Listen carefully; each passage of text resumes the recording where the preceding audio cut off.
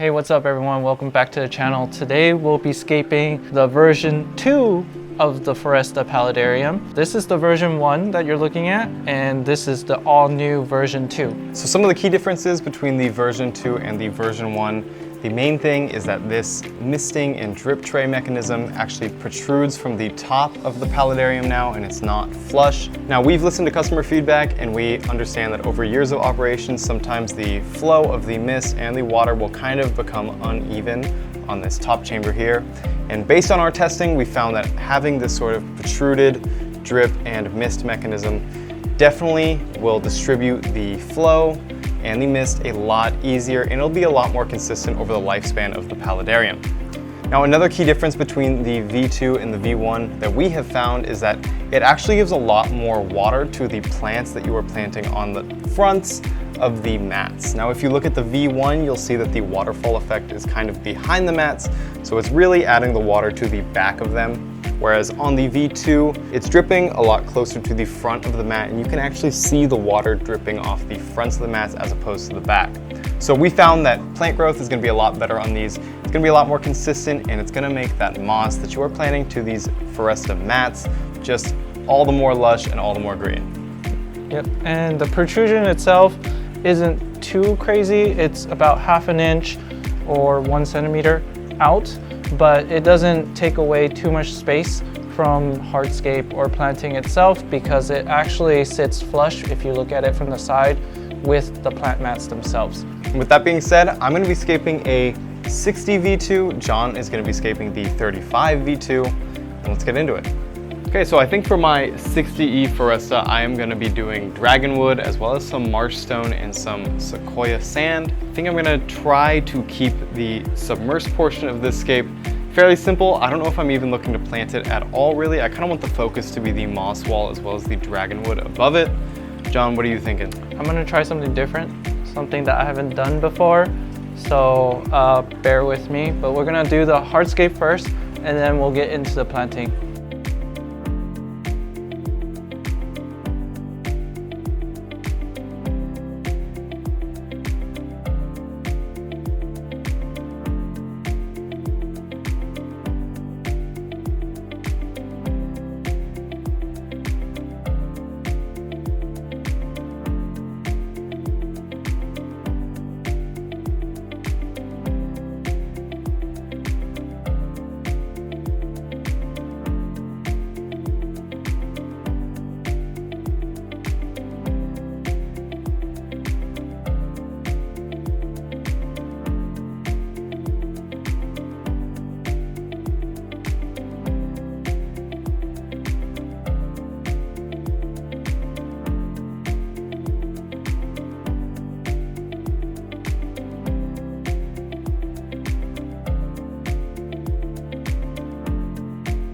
Okay, you guys, so we are done with the hardscape for these two Forestas. I chose a more sort of traditional style dragonwood scape with some of this marsh stone and some of this chunky sequoia that we have in stock.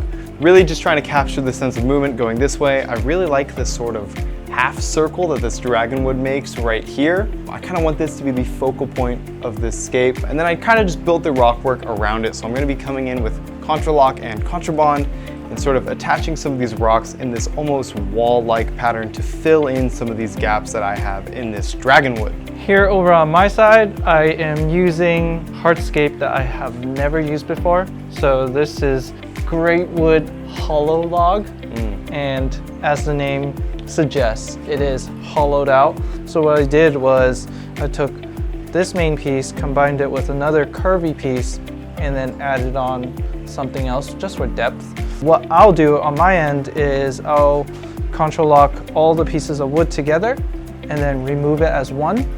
And then after that, put the mats in place with moss on top, and then control lock it and control bond it together onto the rock itself.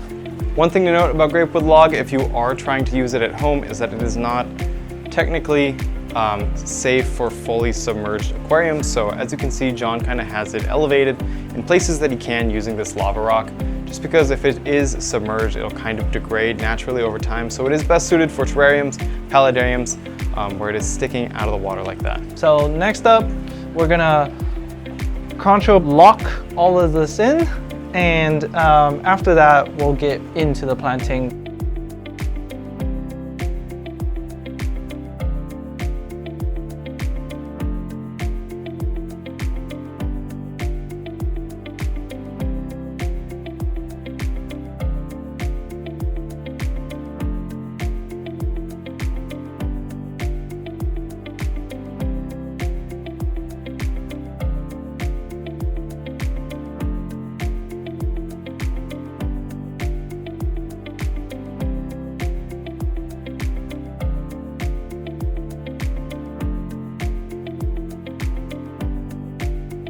So we are done gluing our hardscapes. As you can see, I kind of went a little crazy with the contra lock, but I don't think it's gonna be that big of an issue once I come in with some of my moss and some of my other stones. John and I are then gonna be wrapping our Foresta mats in the back here with the included green string, as well as some different types of mosses. And that's gonna grow wonderfully on the back wall. It's gonna kind of grow into our scapes as well. That's kind of the beauty in the Foresta, is that these are fantastic for moss growth.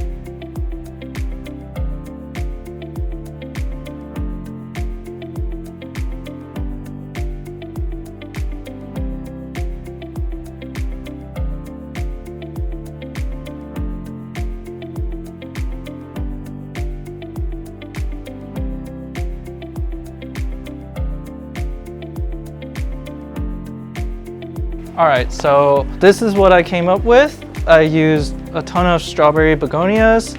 I really like the texture. It literally does look like a strawberry. So once this starts to take off, it will creep off everywhere.